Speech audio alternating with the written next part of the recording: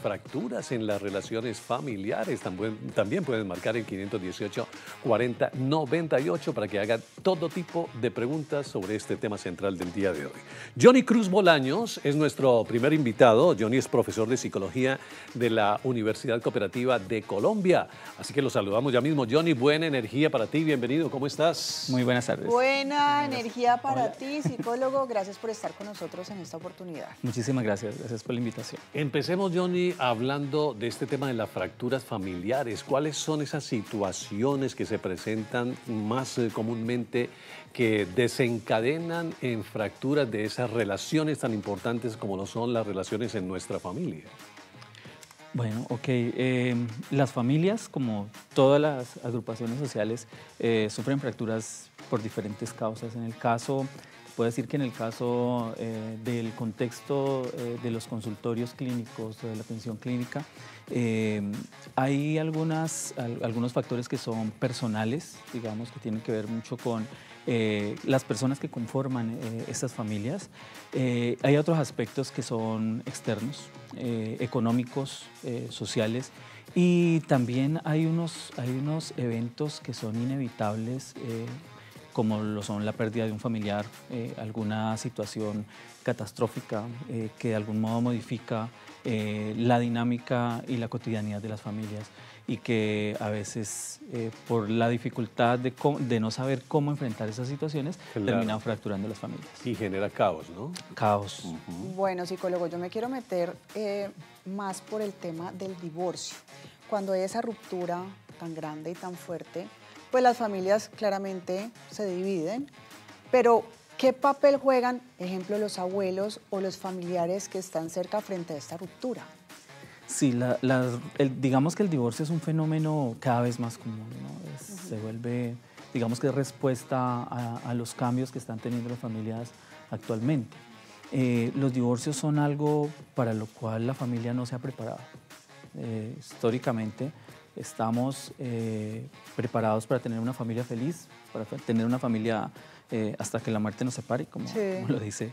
Y es que cuando hay hijos es peor aún. Claro, y ningún hijo se prepara para que sus padres se separen. Entonces digamos que eso es algo inesperado, pero ocurre, ¿sí? Los divorcios, digamos que vistos desde ese lado, parecen ser un fracaso en la familia, una ruptura en la familia, pero realmente son un evento que reorganiza la familia.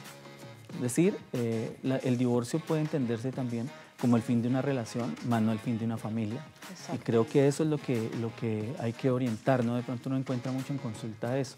Las personas piensan que han fracasado en su familia porque hay un divorcio, y la forma de abordarlo correctamente ahora es otra forma de familia. Es decir, el divorcio es un hito, un momento en la historia de esa familia, y determina una nueva forma de familia. Pero entonces allí la pregunta es, ¿qué papel juegan los abuelos o los familiares más cercanos, esa red de apoyo, cuando tenemos hijos? Ok. Digamos que esta red, que también es familia, de algún modo es una parte de la familia extensa, puede tener aportes positivos, pero también negativos. Creo que las familias están compuestas por varias generaciones, por varias formas de abordar las problemáticas, historicidades distintas, ¿no? Y ese cambio generacional a veces sirve para contener a los miembros de la familia en medio del conflicto que se está viviendo, pero en muchas otras se convierten en factores que pueden ser también negativos. Entonces, digamos que hay un apoyo en términos de poder darle cobertura, de proteger, pero también cada miembro de la familia está viviendo de un modo distinto esa situación de divorcio. Entonces, los abuelos pueden ayudar, pueden contener, los tíos pueden contener. No todo el mundo los ve desde la misma perspectiva, ¿no, claro, psicólogo Johnny? De hecho, el divorcio obviamente es una de las causas más comunes que hace que la relación se fracture. Pero hay muchas otras causas también que llevan a que, digamos, la relación empiece a resquebrajarse. Sí. Bueno, hablemos entonces de eso, precisamente. ¿Cuáles son esas señales de alerta que nos indican que ya esa relación está entrando en un resquebrajamiento y que es necesario empezar a trabajar allí, psicólogo? Ok, las familias tienen digamos, una cotidianidad. Cuando la cotidianidad se rompe, ahí hay una alerta. Es decir, las familias vienen haciendo las cosas de cierta forma, ¿cierto? Hay unas rutinas, hay unas formas incluso de afrontar las problemáticas. Hay diálogo y rutinas como comer, compartir la mesa, salir a pasear, todas esas cosas que se hacen normalmente. Cuando cambian, cuando hay un cambio sorpresivo, digamos, cuando ya no es como antes, ahí hay un indicador de que la familia está sufriendo una ruptura. Generalmente ocurre de este modo. A la hora de comer, ¿cierto? Los diálogos ya no son los mismos, la afectividad no es la misma, hay silencios, hay problemáticas que no se abordan. Se alteran las dinámicas, ¿no? Exactamente. Entonces las familias conocen sus rutinas, su cotidianidad, y cuando esa cotidianidad se altera es un indicador de que algo pasa en la familia. Aparte, psicólogo, que pues obviamente no hay familias perfectas. Entonces, esa diversidad de, digamos, de ideas y de forma de ver la vida también ocasiona muchas veces conflictos al interior de la misma, ¿no? Claro que sí. Sí. Además de las distintas formas, como tú decías hace un momento, hay historicidades, ¿no? Es decir, los padres, los hijos vivimos en una contemporaneidad, pero venimos de historias distintas, ¿sí? Y esas historias distintas, formas, valores distintos que van cambiando de acuerdo a las épocas en las que hemos vivido, pueden señalar o pueden determinar puntos innegociables que se convierten en puntos de conflicto en la familia. Sí. Bueno, psicólogo, a la 1:55 p.m. tenemos conexión con nuestros televidentes que quieren participar del tema, y aquí tenemos un mensaje que nos deja Sandrita Lokis. Bueno, buenas tardes, qué buen tema. Estoy pasando una situación actualmente con mi mamá y me encantaría recuperar mi relación con ella. Nuestra fractura se debe a que ella quiere tener el control de todo y yo soy un poco más relajada. Nuestra relación se deterioró justamente ahora que yo soy mamá y sigo con mi tranquilidad. Y ella con su mismo nivel de control y que choca mucho por bobadas, pero que quiere que ella sea igual, pero mi esencia no es así. ¿Qué le podemos decir a Sandrita? Creo que de las cosas, la vida en familia está llena de cosas que no se negocian, ¿sí? Entonces, posiblemente la madre de la persona que nos hace la pregunta tendrá puntos dentro de lo que ella considera lo ético, lo moral y las formas de hacer que no se negocian. Pero también hay otras cosas que no se negocian, es el afecto. Creo que el afecto, el amor es lo que sostiene a las familias, a pesar de la diferencia que podamos tener. El diálogo es la forma de poder romper esas barreras que uno mismo traza, ¿no?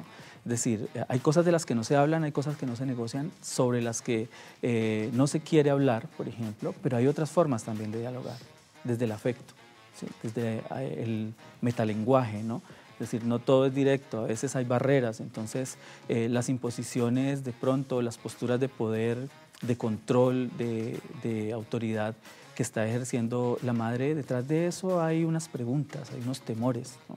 Hay cosas que no se dicen, que no se pueden expresar del mejor modo y pues posiblemente la forma de gestionarlo ha sido por medio del control, ¿sí? Hay que volver a ese origen, ¿sí? Entender por qué esta madre quiere controlar esto. Ir a la raíz, ¿no? Exactamente. Ir a la raíz del problema. Y es que hay historias, psicólogo y televidentes, que nos tocan a todos, y hay familias que inclusive llegan a fracturarse de una forma tan tremenda por causas como el odio, el orgullo, el dinero, las herencias y algunos inclusive porque no saben pedir perdón. Sin embargo, en esta nota que les mostramos hay una reflexión muy linda que nos demuestra que a pesar de estas fracturas, todo puede ser posible y podemos volver a lograr a unirnos en familia. Vamos a verla. Dicen que la sangre lo es todo, pero ¿qué pasa cuando la sangre no alcanza? Las familias se rompen, no solo por la distancia, también por silencios y heridas que no cicatrizan. Son muchas las razones que pueden fracturar un hogar: herencias, resentimientos, política, dinero o simplemente la indiferencia. Mi hermano y yo no nos perdonamos. Nos dejamos de hablar por una herencia. Mi hermano vive a 3 cuadras, pero no nos hablamos. No quiero saber nada de mi hermana. He llamado muchas veces a mi madre, pero ella no quiere saber nada de mí. Las fracturas familiares duelen, porque no solo se rompen los vínculos, también la identidad de cada miembro.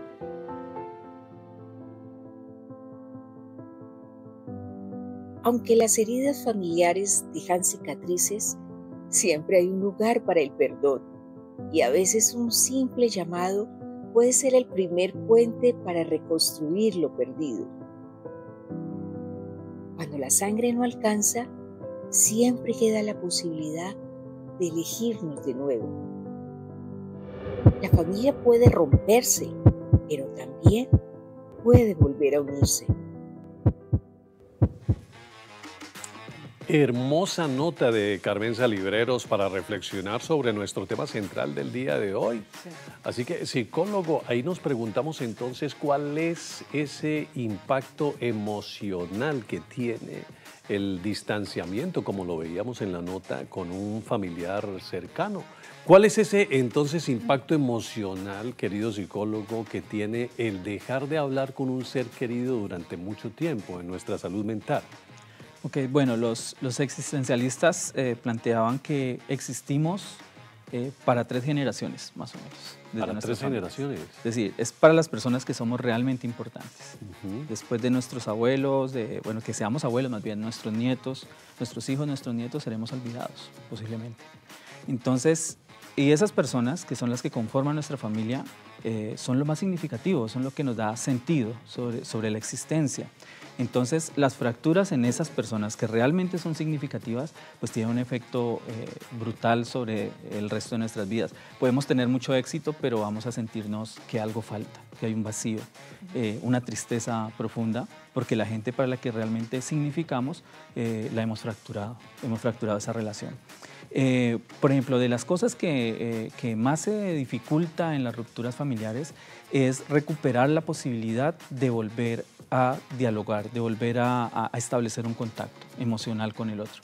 El diálogo se pierde, la posibilidad de muchas veces por el rencor, por los problemas que han existido, ya el otro no es capaz de expresar cariño, no es capaz de mirar a los ojos, de tener un detalle con el otro, y eso va alejando a las familias.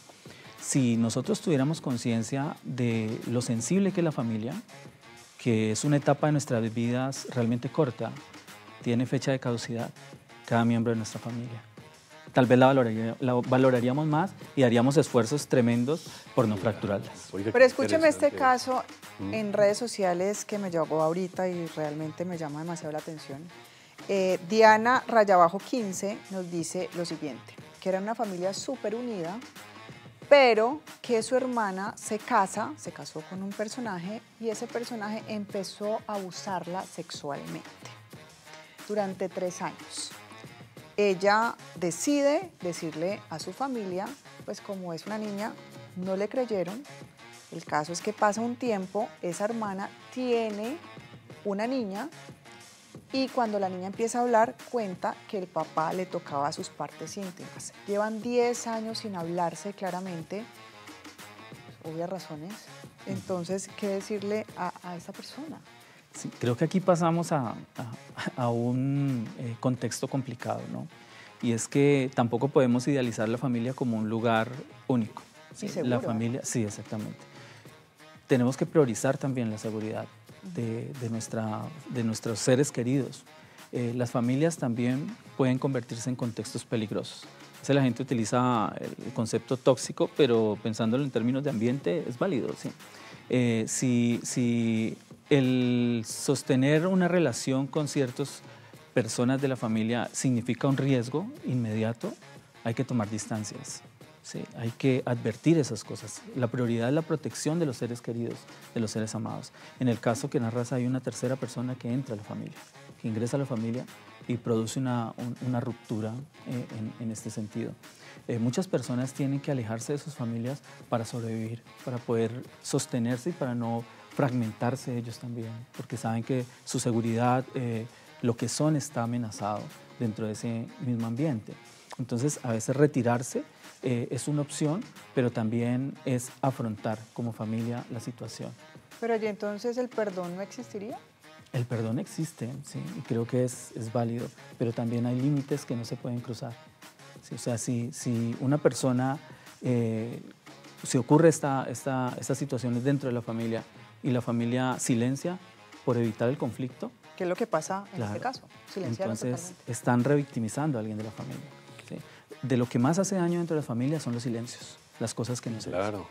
Psicólogo Johnny, ya que estamos hablando de perdón, ¿por qué a veces resulta más difícil, más complicado perdonar a los mismos miembros de la familia que a personas externas? Por el nivel de importancia que tienen, ¿sí?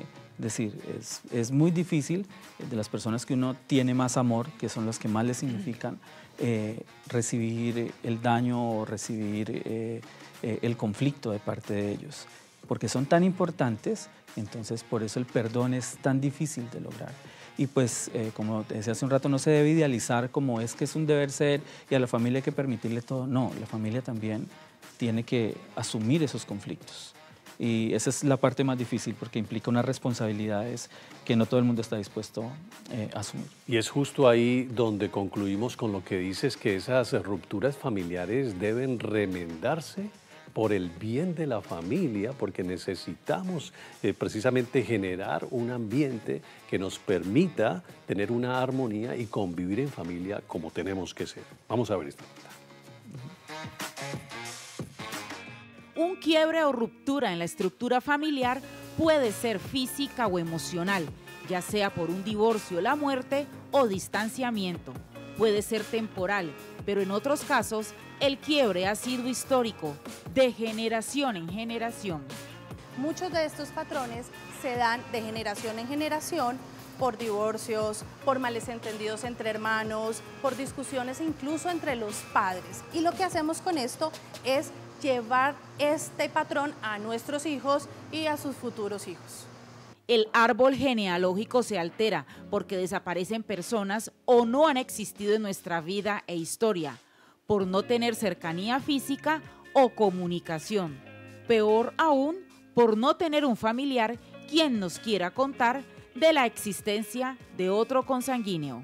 Cuando crecemos sin conocer parte importante y fundamental de nuestra vida, que es parte de nuestra generación, que son nuestros familiares, claramente se pueden haber disociaciones, como les decía, pero también problemas conductuales que los podemos ver de diversas maneras hoy en lo que estemos afrontando por nuestro caminar.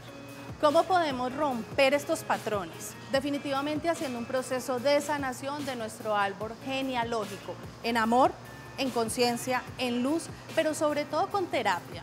Mantener unidos los lazos familiares permiten a las nuevas generaciones conexión y sentido de pertenencia, además de la identificación de patrones genéticos y de salud y la preservación de la historia familiar.